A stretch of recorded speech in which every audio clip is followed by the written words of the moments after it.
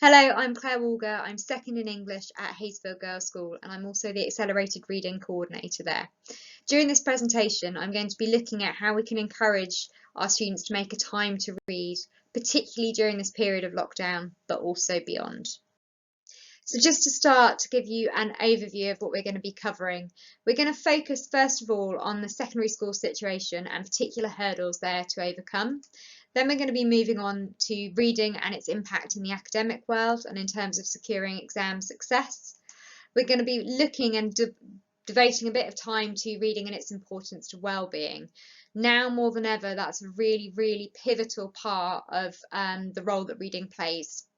We're going to be looking at tips, so how we can secure positive reading habits, not just for lockdown, but also in the future as well. So we're first going to focus on the secondary school situation. Now, throughout primary school, students are often really encouraged with reading and consequently develop a huge love of it. However, when they hit secondary school, it's not that they're not encouraged, but they have to contend with different subjects, different timetables, new classrooms, and often what we see is a drop-off in reading. So sometimes this can result in a reading gap in terms of their reading age and their actual age of 3 years and possibly more. Other hurdles that we have with reading include the fact that often it's seen as uncool in secondary school. Students and teenagers often feel they've got better things to do, for example, social media and the accessibility of smartphones. That can actually gobble up an awful lot of their time. Sometimes they're not sure what to read, and quite often they can start a text, find that they're halfway through and realise they're actually not enjoying it. And that's where book recommendations play a really important role. Also, we have some inexperienced readers. If students are very used to reading with someone else or having guided reading, it can often feel quite daunting if they're faced with the prospect of reading a book independently on their own and trying to navigate the world of books and pick the books that they like and are going to really engage them. Generally, implications here, as we've said, that gap between actual age and reading age widens. Now, this becomes a real problem when we look at how exam questions are set, because we're not just looking at the content exams, we're also looking at how those questions are phrased. This, for example, is a GCSE paper source question. We have words such as fanatic, hypnotic, and peril. Now, we're assuming that the student can access those words and understands what they mean. Certainly in terms of them being able to answer a question, those are perhaps key words they might like to draw upon. If they can't understand them, we have to hope that they have the ability to decode them. But already we can see that in a subject, they need to have an ability to understand words and their vocabulary needs to be quite broad and extensive. It's not just in history that we have that. For example, geography. Now, we could argue that subjects teach very specific terminology, and that is true. So students are probably going to have knowledge of certain terms that link with physics or geography or maths or history or whatever subject it is that they are taking. But we can't rely on that. We do need to allow them to develop their vocabulary and also develop those skills and fine-tune those skills that helps them to break down words.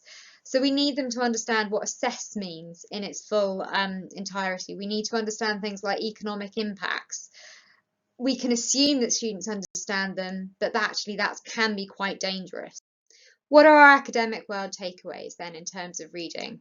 Firstly, students need to be able to decode words. Not all of the words in the vocabulary they're going to encounter is going to be subject specific. They need to be able to identify both implicit and explicit information. Especially at English language, this is a real skill. However, this is actually transferable across all of their subjects, as we saw in that history example. Stumbling over a word in a question could ultimately cost them valuable marks and be highly detrimental to their success. So we need to take into account that reading really empowers them in terms of broadening their vocabulary and developing those literacy skills. That really goes without saying. However, our real focus of this presentation, particularly at this point in time, is the link between positive mental well-being and reading. Now, countless studies show that time spent online directly correlates to negative feelings. Not all of the time, sometimes it's really useful, but it seems to be the sense that actually time spent on social media often results in feeling less happy. Completely the opposite is true for reading, particularly fictional books, and we're going to look at that in the next few slides. Firstly, reading really helps to develop empathy. A number of studies draw upon this correlation again. So reading fiction in particular allows people to access different worlds, different perspectives, and in doing so develops their understanding of those perspectives. What it gives our students and what it gives us is this sense that actually you don't go from point A to point B without a struggle or something to overcome. Often, social media shows pictures that have multiple filters on and have been edited and have been digitally enhanced and changed in certain ways. So what we're seeing actually is the reality that someone else wants us to see. We're then making a comparison. For our teenagers, when we look at that, it's understandable why there are links between those social media and sort of feeling less good. Reading there does the opposite. It allows us in seeing the story and seeing the struggle and seeing that journey from point A to B and that it's not a straight line. We understand that in celebrating the triumph, there has been a journey involved. And it's that helps us develop our empathy, which also allows us to develop that sense of a feeling of normality in our own skin. As Neil Gaiman says, more concisely than I just have, in reading, you get to feel things, visit places and worlds you would never otherwise know. You learn everyone else that out there is a me as well. Empathy is a tool for building people into groups, for allowing us to function as more than self-assessed individuals. Now, he's quite sharp at the end there, but what he's really drawing upon is the fact that we do share experiences, and books open our eyes to that. But better than any author or any study could say is the words of our students. Now, this came from a Year 11 class, and it was during this lockdown that they shared their thoughts on reading with me. So the first here, it makes you feel less alone. You realise everyone makes mistakes. I think reading builds emotional intelligence. It allows you to think how you could deal with different situations because you can step out and look at things from different perspectives. Books make you more open-minded. You see things from another view. And finally, it's this last one that I really want to draw attention to. Books help you escape lockdown. And that for us is an essential thing because when sitting in four walls and one place gets a little bit tricky, sometimes it is important to take time out to escape to a different world, be it fantastical one or one in a different time period. Books provide a little portal to escape from reality and just relax for a little bit. And that's something that our students are starting increasingly perhaps to realise. So their role during this period is invaluable. Now, an author I'd like you to share with you, that's Charlie Mackesy with The Boy, the Mole, the Fox and the Horse. I think I've said them in the right order. Now, if there were ever a book that shows how important empathy is or where empathy is, then this book really shows an understanding of what it is to be human and what it is to have those emotions. And there are so many books out there that also share this sense. So really, an example of a book is this one that I'd like to start with, and actually as a point for kind of getting into reading, it's also brilliant. So tips to support reading.